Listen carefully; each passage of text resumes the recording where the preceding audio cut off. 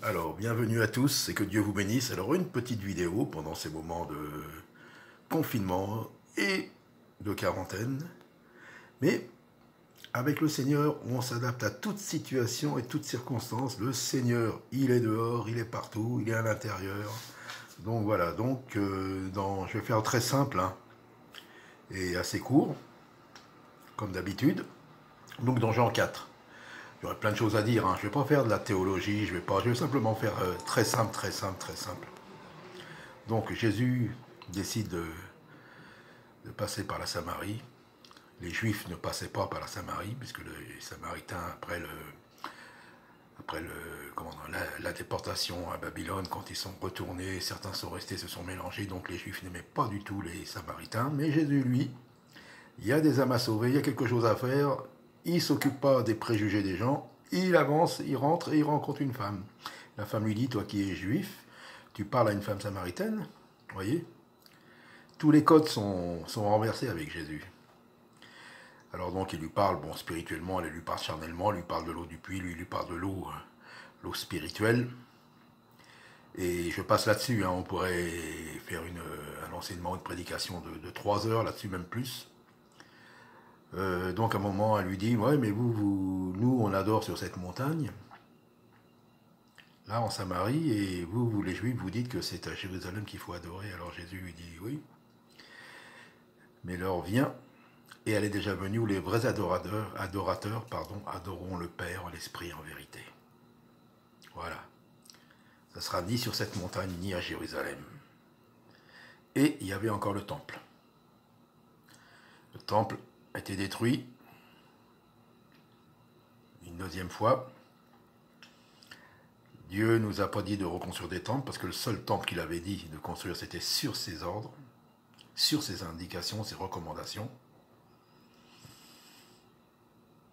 Et il a dit que même sa gloire serait à l'intérieur, mais qu'il ne peut pas habiter dans une maison faite de main d'homme. Comment voulez-vous retenir Dieu? Mais bon. Alors là, nous sommes, voilà, dans ces moments, le monde est en train de se refermer sur lui-même. Les frontières se ferment. Dieu est en train de démontrer que tous les hommes, malgré toute leur puissance, leur argent, leur technologie, leur science, avec quelque chose d'invisible, il peut bloquer le monde entier. Alors, je ne vais pas dire c'est Dieu, je ne vais pas dire c'est les hommes, je ne vais pas dire c'est ceci, mais Dieu se sert de toutes choses. Que ce soit l'une ou l'autre, c'est pas d'importance, ces choses doivent arriver, c'est marqué dans la Bible.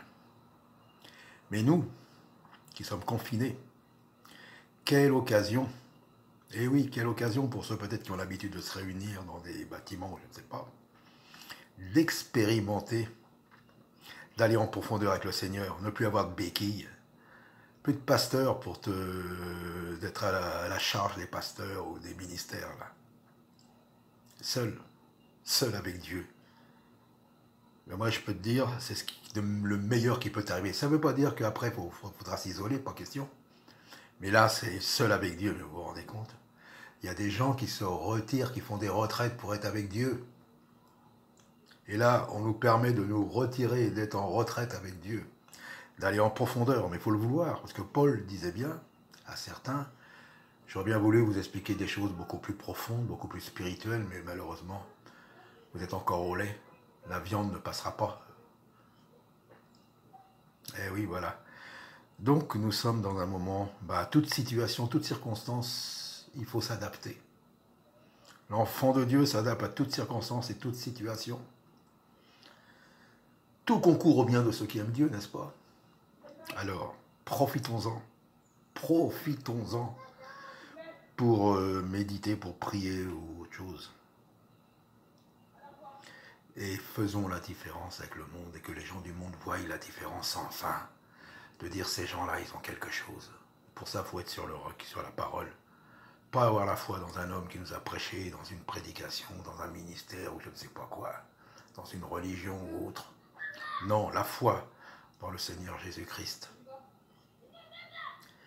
La foi dans sa parole, dans Yeshua.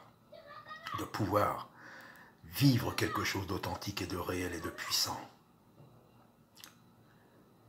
Le moment est propice.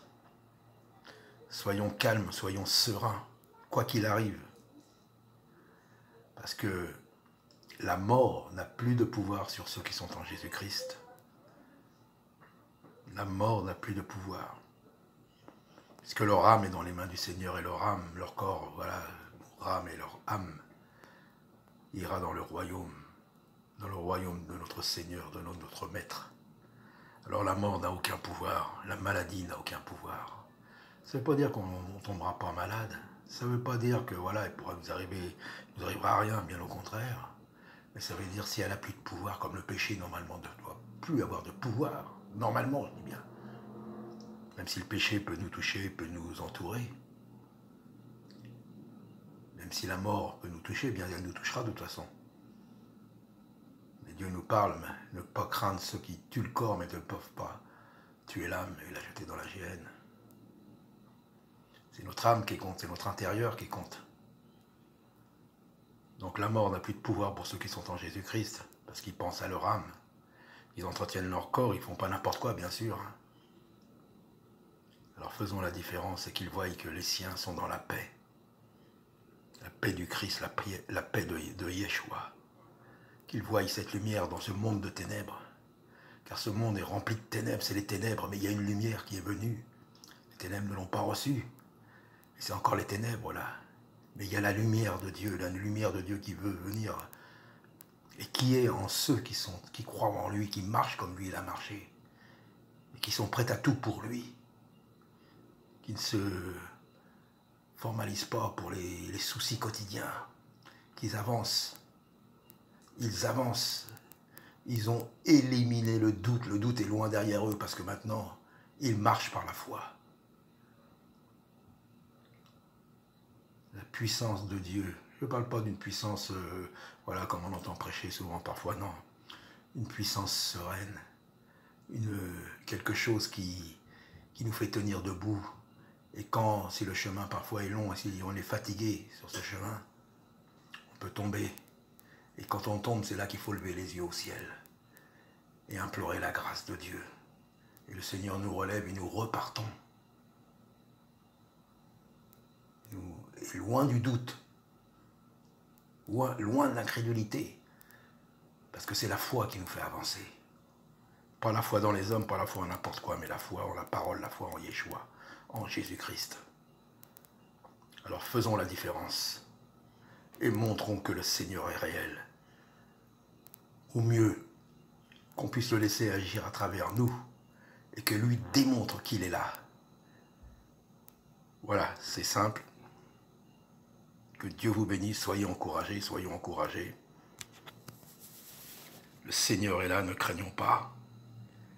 Le Seigneur est fidèle et le Seigneur, quand il a fait des promesses, lui, il les tient. Alors, si on lui demande quelque chose selon sa volonté, il nous l'accordera, mais c'est selon sa volonté. Alors discernons la volonté du Seigneur. Et prions pour les âmes, pour ceux du dehors, pour tous ceux qui périssent. À bientôt, que Dieu vous bénisse.